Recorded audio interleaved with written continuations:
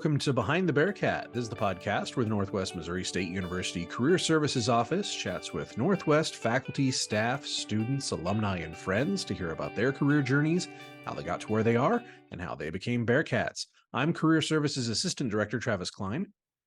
And I'm Hannah Christian, the Director of Career Services here at Northwest. And today's guest on our show is my requisite drumroll.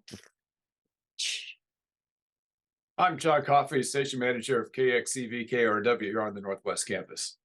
Welcome, John. It's really so great nice to have you here today. Glad to be here. All right, I'll let you start, Travis. All right. So mass media people. So you mentioned being station manager of KXCV. Can you tell us what that is if somebody's maybe not familiar with what the radio station is here on campus? Well, we're the public radio station on the campus, an NPR affiliate, and we also, on the top of our mission as far as offering alternative radio to the region that they can't find anywhere else. Our dual mission is to train students as they come through the Northwest Missouri State Mass Communication Program, and really not even mass communication as much as just students coming through Northwest. They don't have to be a mass communication major to be on the air at KXCV, KRW, but just as long as you're enrolled as a student and have the skills that we look for, you can be a part of the radio station. That's awesome. I didn't even know that till just now. Mm-hmm. So, and you've been around Northwest for a long time. So I know we've known each other for many, many years from back in my days in radio. So do you want to tell us maybe how you first found Northwest and how you first came to the campus? Well, I was, as a student, I'm from nearby in Albany, Missouri, and when I've always had an interest in broadcasting really throughout my entire life, and looking at a school to go to maybe get into broadcasting, and Northwest Missouri State at the time, as it does now, has a very good, if not one of the best broadcasting departments in the nation. So it was kind of a natural fit, a short drive from Albany to Maryville, and my predecessor as general manager here at KXCV, Rodney Harris, was a student at the time, and he's from Albany as well. And when I was a senior in high school, he brought me over here one day to kind of job shadowed him for a while. And again, that really piqued my interest in coming to Northwest, and was able to come over, and also played a couple years on the Northwest tennis team while I was here as well. So it was a great fit coming to Northwest, and I've for the most part been around Maryville for a lot of time since then. After I graduated, worked in Fairbury, Nebraska for a while as a news director of a radio station there, and then eventually had an opportunity to come back to Maryville at KNIM as news and sports director and broadcasting the Northwest football and basketball games. And then in '99, I had an opportunity to come back to KXCB as a staff member, and to set up the radio network for Bearcat radio network for the football and basketball games over here. And it's been a great transition. I've enjoyed every minute of it. So go. Well, I was just going to say, you kind of downplayed it there a little bit, but you mentioned doing play-by-play for Northwest. You are the voice of the Bearcats and have been for decades at this point. So that's a really big thing. Like, when I think Bearcat football and Bearcat basketball, like, I can't not think of John Coffey's voice, because that's, of course, my start in radio was working at KNIM with you. I was a little high school student at first, and then in college, and working those games on the other side, making sure that everything sounded good on the board. But you've done play-by-play for Northwest for a long time. And really, I think for a lot of people, it's hard to think of Northwest sports and not think of John Coffey. So, you mentioned that just kind of in passing on your resume you were going through there, but it's a huge thing, because it's funny how sportscasters become so tied to their sport that they do. With the Royals baseball, you have Denny Matthews. Now we have Northwest alumni Tommy Thrall doing that for the Cincinnati Reds, and you are definitely that guy for the Bearcats. So your voice has always kind of been there. Those championship seasons we've had several of, luckily, you've been right there with them. So that's a really huge part of, I think, what you do, and kind of how you're known on the campus is John Coffey, voice of the Bearcats. So sorry, I just wanted to interject that. I don't want to downplay how huge that is. So I appreciate that. I was actually going to go back before Northwest and ask, had you always been interested in radio? What piqued your interest, and what caused you to come here to shadow Rodney Harris? I've pretty much, radio's been something that kind of had my imagination as a little kid all the way through. I grew up listening to St. Louis Cardinals baseball, Jack Buck and Harry Carey at the time, then Mike Shannon a little bit later. And that always had a radio by my side, listening to whatever season was in, listening to games. And that's been a passion of mine really ever since I can remember.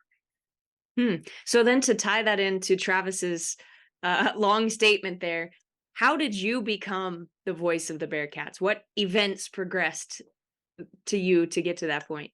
Well, I was working at KNIM, just worked into a situation where you got the rights at the time to do the games. I was there as the sports director at the time, and was able to move into that role in 1985, and been doing games ever since then. So. And the Bearcats keep winning, so you have Mhm. longer stretches of doing play-by-play. Yeah. It's been a ridiculous amount of success that the athletic department has had in not only football and basketball both. And you see so many schools that are very good in one or the other, but Northwest is very privileged to have very successful programs in both of those sports. And really, the entire athletic department's had a tremendous amount of success through the years. So sports play-by-play is really hard. Like I think it's one of the most difficult jobs in radio, honestly. Is there a sport that you prefer to others? You do football, you do basketball. I remember you used to do Bearcat baseball games occasionally back in the day at KNIM. Is there a sport that's kind of more that's the one you really like, or are it's all just the job?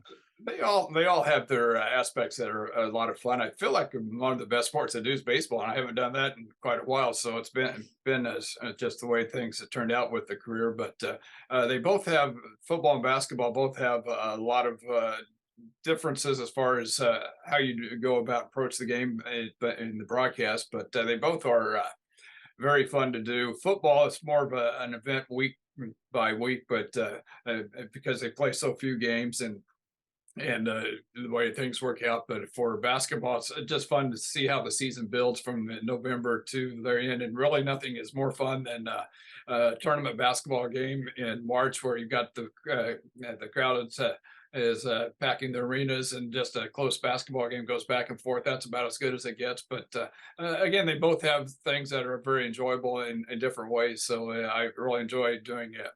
Whatever it is, I enjoy doing it. So. If I was a new student coming in, and I was interested in doing something like becoming a play-by-play announcer, what advice would you give me? Well, number one, just to practice. You don't have to be on the air to get that practice.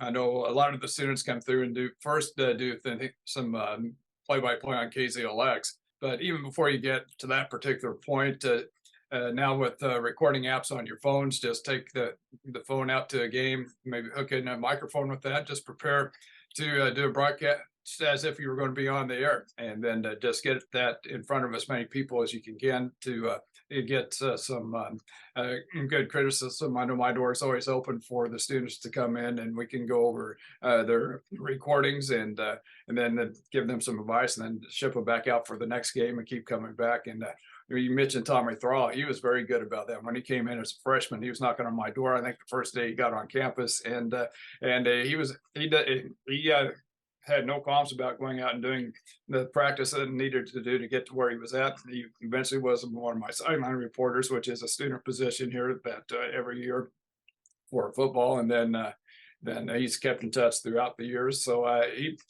he knew he was another one of those students who had a goal in mind and kind of had a plan on how to get there, and he was able to do it to where he's very successful right now with the Reds.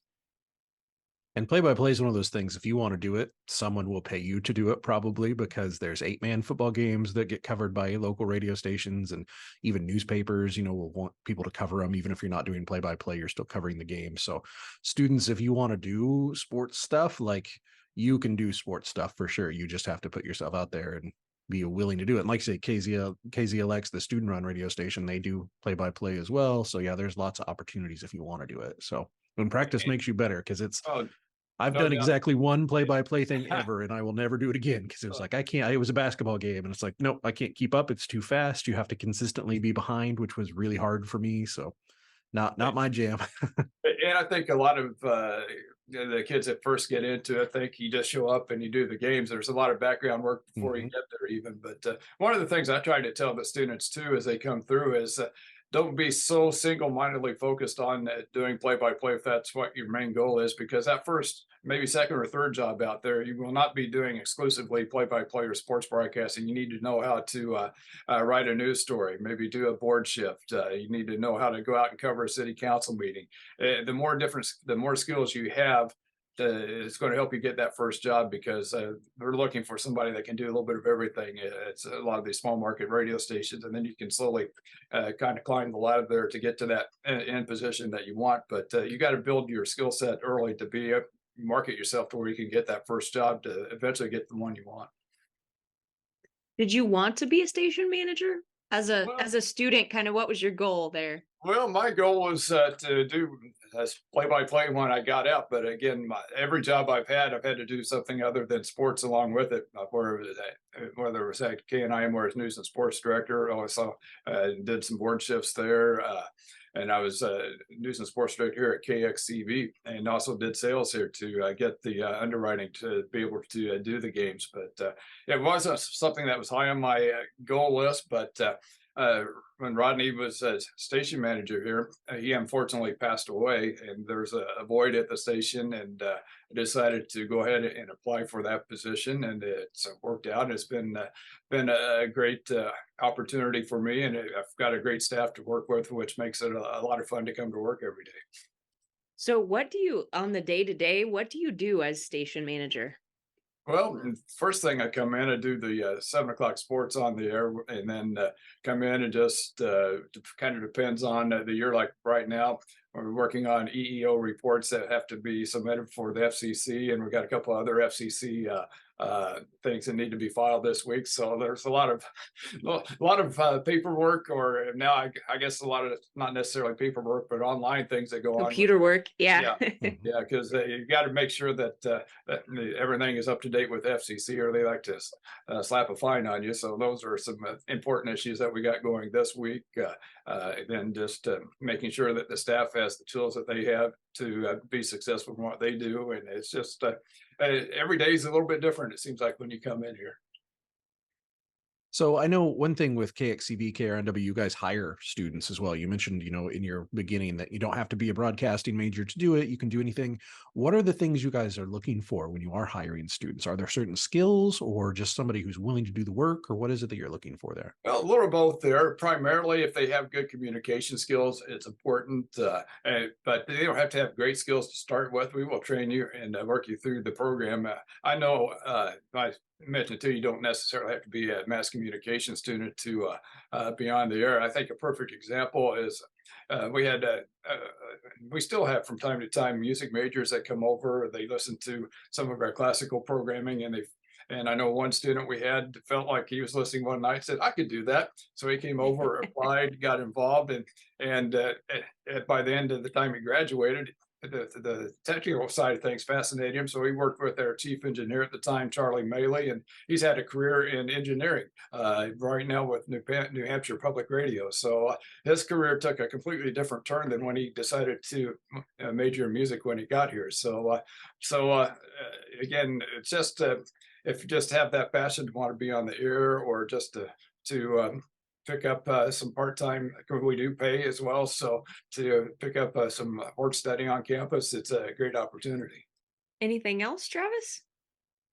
No, I mean, I think you mentioned you've been a voice of the Bearcats and done that since the 80s. So for a long time, what are some things that kind of stand out to you as like highlights of your time working with Northwest Sports? Are there certain memories that really kind of stand out, or seasons that were fantastic, or Well, has it all just been good?